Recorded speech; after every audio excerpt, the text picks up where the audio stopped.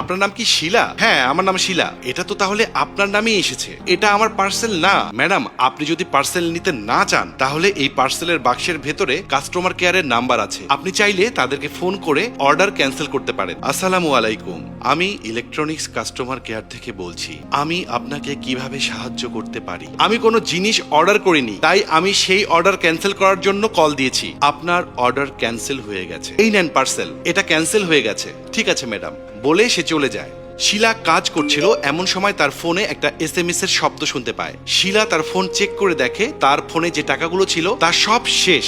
আমার অ্যাকাউন্টের সব টাকা কিভাবে শেষ হয়ে গেল? সেই কাস্টমার কেয়ারের ছেলেটা কিছু করেনি তো? ম্যাডাম, আমি কম্পিউটারে দেখছি আপনি অর্ডার করেছেন, আপনি এটা ক্যান্সেল করেন। আপনার ফোনে একটি OTP নাম্বার যাবে, সেটা শুধু আমাকে বললেই আমি আপনার অর্ডার ক্যান্সেল করে দেব। শিলা তার মোবাইল ফোনে OTP নাম্বার দেখে বলে 23040। ও মাই গড, এই মহিলার অ্যাকাউন্টে এত টাকা! তবে ম্যাডাম, আপনার অ্যাকাউন্টে কোনো টাকাই আর থাকবে না। এই যে আপনার অ্যাকাউন্ট একেবারে খালি হয়ে গেল। ডেলিভারি ম্যান কাস্টমার কেয়ারের ছেলেটিকে কল দেয়। কাজ হয়ে গেছে, তুই তাড়াতাড়ি চলে আয়। শিলা এগুলো ভাবতে ভাবতে কান্নায় ভেঙে পড়ে। প্রিয় দর্শক, এটি একটি সত্যি ঘটনা। এরকম প্রতারণা আমাদের চারপাশে অনেকের সঙ্গেই হচ্ছে। তাই মোবাইল ফোনের গোপনীয়তা রক্ষা করার ব্যাপারে অনেক বেশি সচেতন হতে হবে।